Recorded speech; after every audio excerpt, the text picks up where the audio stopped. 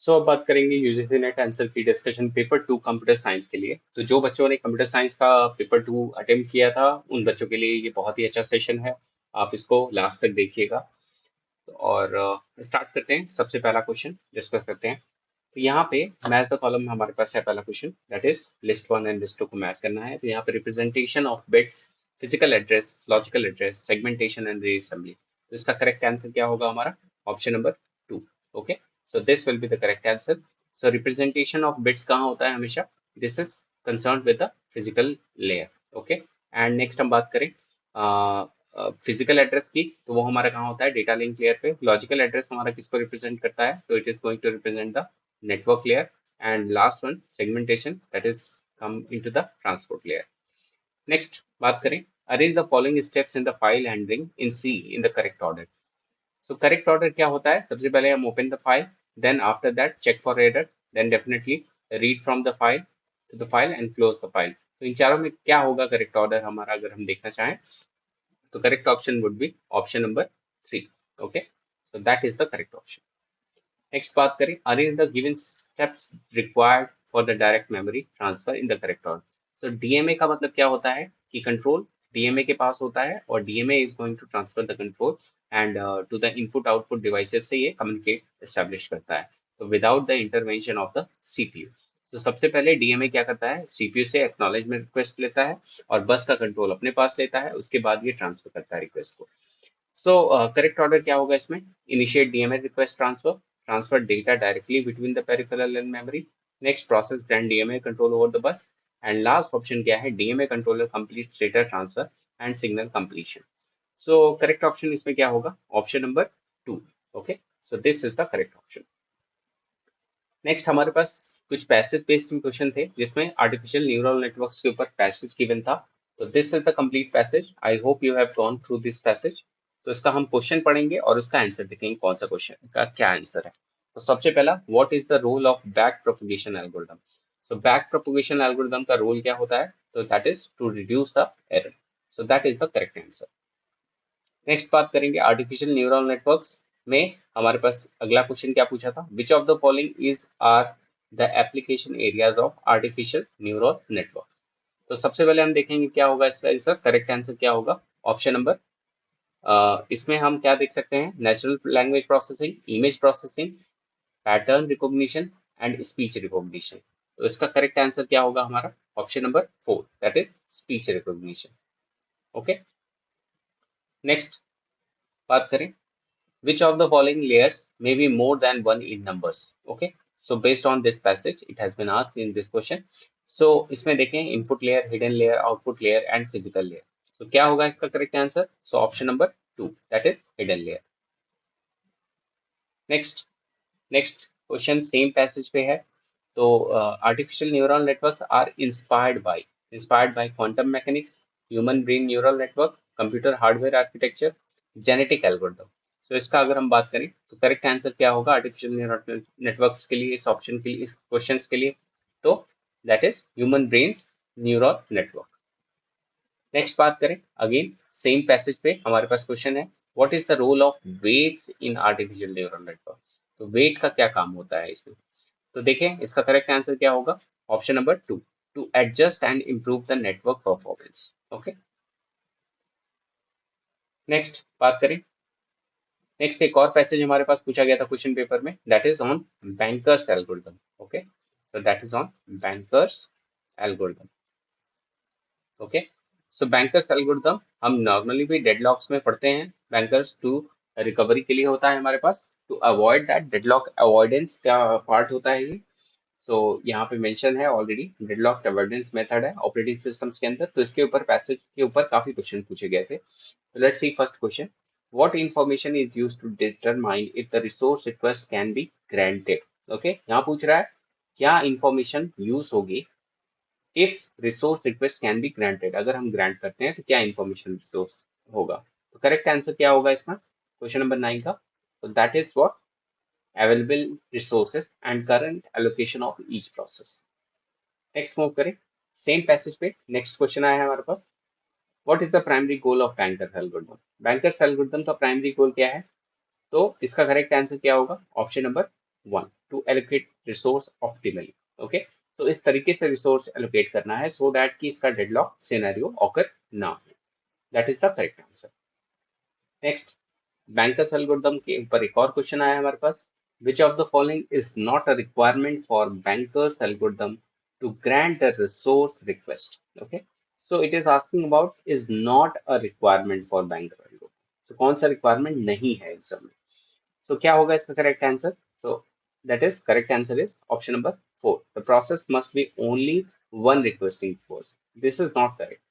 At one time, it can request multiple number of process, can be request multiple number of resources. Next बात करें, अगला question भी हमारा bankers algorithm पे है. What is the significance of bankers algorithm in terms of resource management. तो ये भी है हमारे पास. तो इसमें हम देखते हैं क्या ऑप्शन होगा करेक्ट ऑप्शन. तो correct option would be what, option number 1. Okay, so that is it ensures that all process can finish their execution without deadlock. Okay, so that is the correct option. Next बात करें, again एक question हमारे पास bankers algorithm पे है. Which data structure does the bankers algorithm use. कौन सा data structure bankers algorithm use करता है to maintain the state of available maximum and allocated resources. तो हम देख सकते हैं अगर हम इसका क्या बनाते हैं अवेलेबल मैक्सिमम. तो this is the section of available, let's say label, this is the maximum, and this is the, let's say, need. So what is this, these are what in terms of what representation of matrix or vectors. So हम हमेशा matrix या vectors में इसको represent करते हैं. ठीक है, तो that is the data structure used. So we can say matrices and vectors. Next, fifth normal form is concerned with what. तो fifth normal form किससे जुड़ा हुआ है. तो first one option given, joint dependency, domain की, multi valued dependency, functional dependency. तो joint dependency पे depend करता है हमारा fifth normal form. Next, given a project with the estimated effort of 1500 persons hour and a team of 5 people, how many days will it take to complete the project if each person works 8 hours a day. Okay, so इसका correct option क्या होगा. That is 37.5 may be. So let's see. Yes, the correct option would be 37.5. Next move करते हैं. यहाँ पे हमारे पास IP address given है और हमारे पास क्लासेस को मैच करना है. तो हम कह सकते हैं कि 1 से लेके 1 to 7 तक क्लास ए में बिलोंग करता है. ठीक है, तो इस तरीके से हम देख सकते हैं यहाँ पे कौन कौन से क्लासेस किसको बिलोंग करते हैं. तो करेक्ट ऑप्शन क्या होगा. This is a very easy question related to the IP. So हम कह सकते हैं इसका करेक्ट ऑप्शन क्या होगा. So option number 4. Okay. So A belong to, first option belong to class A address. Next हम कह सकते हैं B belongs to this class C address, and C belongs to which address, that is belong to class B address, and this belongs to class E address. Okay. Next, consider the following statement regarding special purpose register. यहाँ पे special purpose register बता दूं आपको, special purpose register type of register होता है जिसमें हम दो टाइप के रजिस्टर को देखते हैं, special purpose and general purpose register. तो यहाँ पे स्पेशल पर्पस रजिस्टर के बारे में पूछा है. तो program counter keeps track of next instruction. So next instruction register hold the address of first instruction to be executed. Next one is accumulator holds the output of the ALU, and program counter keeps track of the only the first instruction. So this statement is not correct. Okay, so we can see which option is correct regarding the special purpose. So I think these three options are very, very correct. Okay, so what will be the correct answer. So correct answer will be 1. Okay, so that is AC. Okay, so ये भी हमारा ये जो instruction है, instruction register साथ ही साथ address of the first instruction तो रखता ही है, लेकिन हम कह सकते हैं इसमें एड ऑन है. एड ऑन क्या है कि जितने भी इंस्ट्रक्शन आते हैं उसको सबको वो किससे पास होता है, इंस्ट्रक्शन रजिस्टर से पास होता है. So although these statements are correct, but we can say the correct option is what, A and C only. Okay, so this is a little of controversial question. Okay, next, a bag contains 6 white, 4 red ball, 2 ball are drawn at random. What is the chance they will be the same color? Okay, so यहाँ पे probability के question हम देख सकते हैं, साथ ही साथ हमें यहाँ किसके क्वेश्चन है, सारे के सारे probability क्वेश्चंस के हैं हमारे पास. तो करेक्ट आंसर क्या होगा इसका. The correct answer would be option number 4. Okay, that is A. This result into the 7 by 15. That is the correct answer for this A. So this is going to be represented by A. And B हम किस पे represent करेंगे? In the pack of 52 cards, the correct answer would be here. So here the correct answer would be what? I think 2 by 13. Okay. So by mistake it has written 2 by 3 in the question paper as well. So this question is also under suspicious. Okay. So the correct option will be, according to me, the correct answer will be this one, last one, fourth one. Next, a coin is tossed successively 3 times. Find the probability P event. Probability हमें पता करना है, event पता करना है, sample space of the getting exactly one head and two heads. Where n is the number of occurrence. तो क्या होगा correct answer इसका? So correct answer would be option number 2. Okay. So that is event, that is E, probability of E, and S means what? Sample space is given by 8. Next move करते हैं. सो B already है हमारे पास. तो B है, तो इसमें correct option क्या होगा हमारे पास? Option number this correct option would be answer number 2. Okay. So B and C, because हमें प्रोबेबिलिटी ऑफ इवेंट भी निकालना है, तो हमारे पास प्रोबेबिलिटी भी होनी चाहिए. और एन का मतलब क्या हुआ यहाँ पे? An event of E. E means what? Event. And here sample space. Okay. Next, which of the following are agile process model. Okay. So agile process model में हमारे पास कौन कौन से आते हैं? तो हम देख सकते हैं option number 2 is the correct answer. तो that is B and C. Okay. Waterfall and cell. Next बात करें इसकी, करेक्ट आंसर क्या होगा? What will be the, it is a array given with some values. Okay. So it is going to store the address of that array in the pointer. So this is what a pointer, where it is going to store the address. So a pointer is declared. So what will be the correct answer for this? So correct answer would be option number 1. 1 and 2. Okay. Next, match the following with a half adder, decoder, register, main memory. So ये कहाँ present होते हैं, या इनकी functioning या working क्या है, या आउटपुट क्या देते हैं, इस पे बेस्ड करता है. ठीक है. तो अगर हम बात करें इसमें करेक्ट आंसर की, so correct answer would be what? Option number 3. Okay. So A is given to the 4. Okay. So first one is given 2-bit addition circuit. Okay. Next, decoder हम किसको यूज करते हैं? That has a n input and to the power n output. Register क्या है हमारे पास? CPU storage unit है, कह सकते हैं हम इसको. Yes. So this is CPU storage. अगर हम दो ही ऑप्शन को देख लें तो हमारे पास क्लैरिटी हो जाती है कि हमारे पास क्या करेक्ट ऑप्शन है. नेक्स्ट बात करें, यहाँ पे first come first serve algorithms हैं, यहाँ सेट ऑफ एल्गोरिदम्स हैं. So these algorithms are related to the operating system process scheduling algorithms. तो यहाँ पे first come first serve. Next हम देखते हैं shortest job first, third one is round robin, and fourth one is priority scheduling. तो इन चारों में हमारे पास कौन सा करेक्ट ऑप्शन होगा? तो let's say the correct option is what? Option number 3. Okay. So first come first serve का मतलब होता है process are executed in order they arrive. This is called first come first serve. And next, shortage of first ka, it is depend on the burst time of the CPU. So this is going to be related with this, and this is going to be related with this. तो अगर हमें दो में clear है, round robin हम क्या कहते हैं? इसमें टाइम स्लाइस यूज करते हैं. तो time slice is use in round robin. तो हम कह सकते हैं this is option number 2. And priority scheduling में हमारे पास क्या है? Each process is time to a priority. Okay. So priority is what is there. Next, which of the following is a correct way of declaring a functional pointer? Okay. So correct way to declare functional pointer is what? The option number 2. Okay. You can also check it. The correct declaration is this one only. Next, how does a relational database ensure data integrity? Data integrity कैसे ensure होता है? By encrypting all data stored, by enforcing rules defined in the schema, by compressing data for efficient storage, by allowing unrestricted access to the user. Okay. So हम कह सकते हैं हमें data को क्या करना होता है? इनक्रिप्ट करना होता है हमेशा. तो encryption is the first, that is correct answer. Okay. Next, which of the following statement are true about the mutual exclusion in concurrent programming? Okay.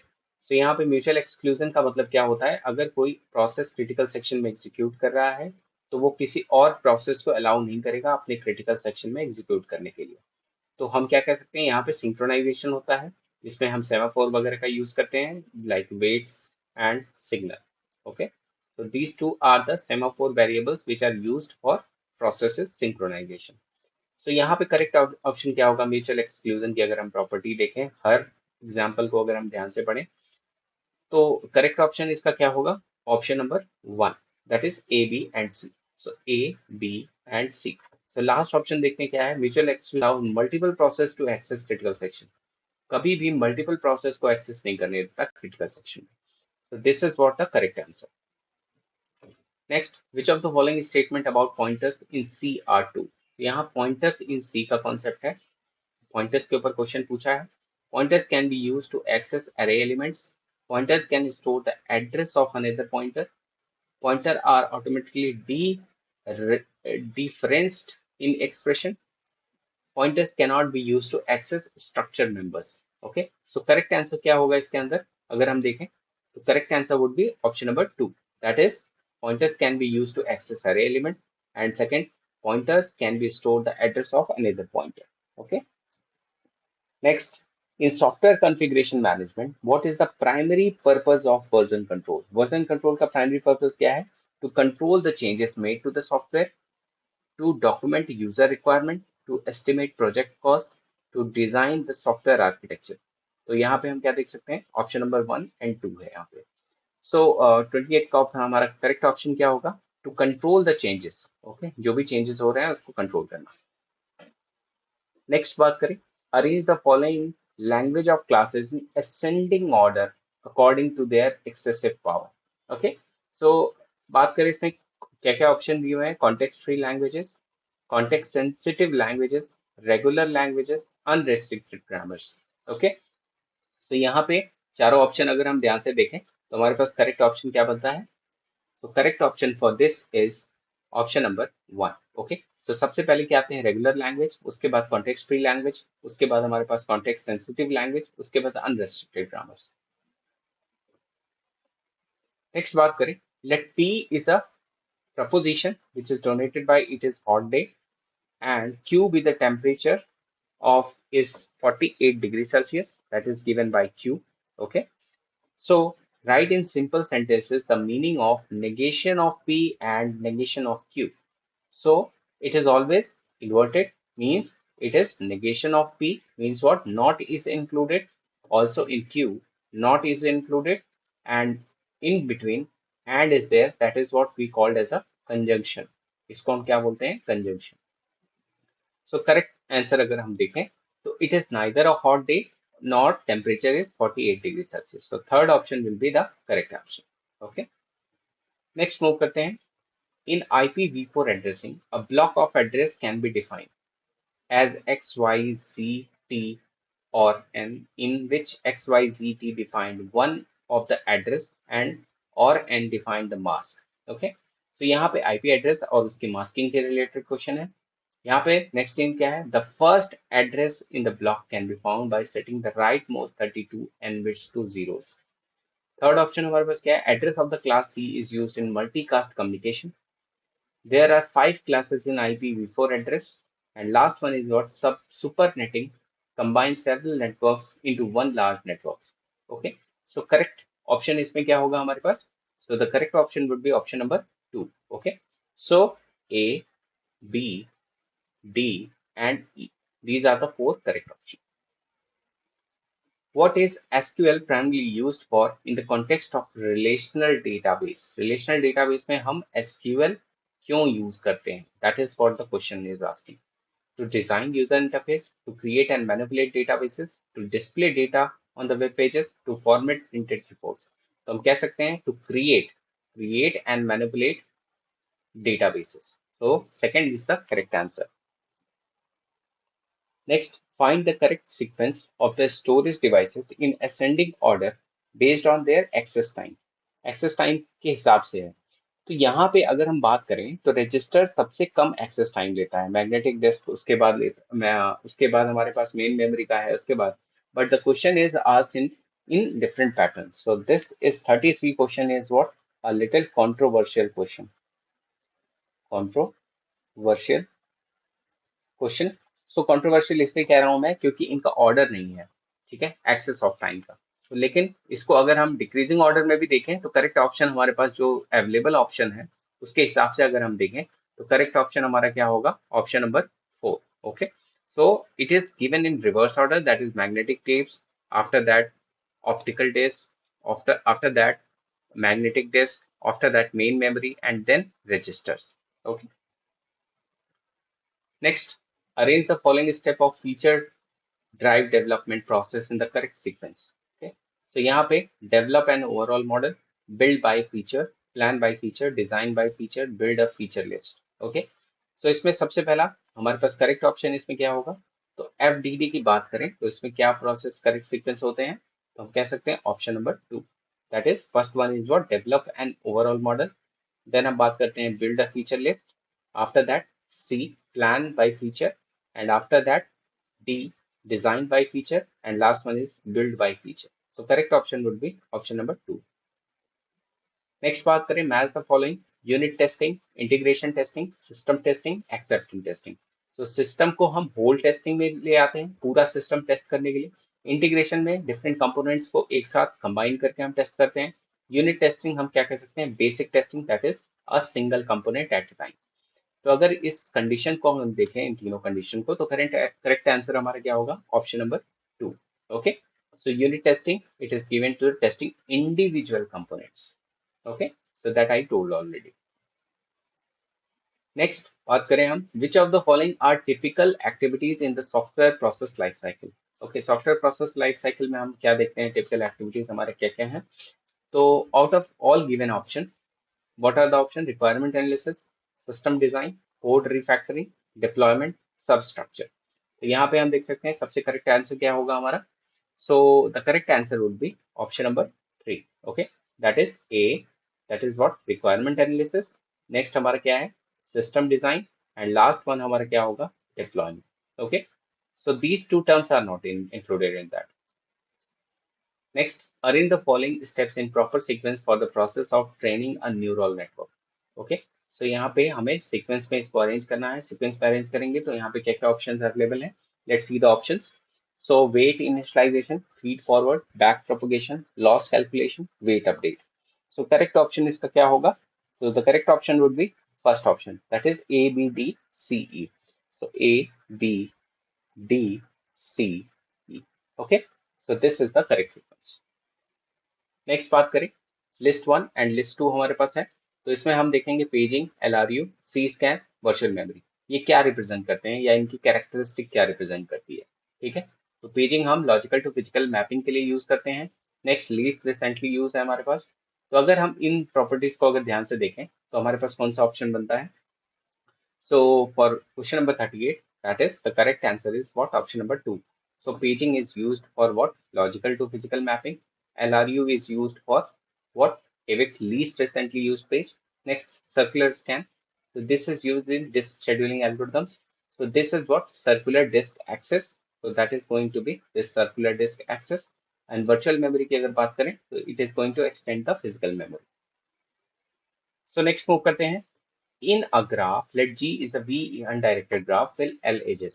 Then the sum of degree of all vertices is equal to. तो यहाँ पे हमारे पास क्या था, combination of all the vertices, that is V is equals to 2E. Okay, so that is given the formula. तो यहाँ पे edges को L से represent किया है, तो correct option क्या होगा हमारा, 2L. So next हमें translate करना है, for all x for there exists y and where x is less than y. Okay, in English. Consider domain as a real number for both the variable. तो domain, यहाँ domain of course क्या दिया हुआ है, real number दिया हुआ है। इसमें अगर हम देखें तो real number में for all real number there exists a real number y such that x is less than y. Okay, so correct option क्या होगा हमारा इसका, option number 1. Okay, बाकी अदर ऑप्शन भी आप देख सकते हैं, बट करेक्ट इवेल्युएशन किसका होगा, इसका first. Next, dash is a self balancing binary search tree. Self balancing binary search tree की बात किया है, where the path from the root to the farthest leaf is no more the twice as long as the path from the root to the nearest leaf. Okay, यहाँ पे option हमारे पास क्या है, expression tree, game tree, red black tree, threaded tree. So correct option इसका क्या होगा, option number 3, that is red black tree.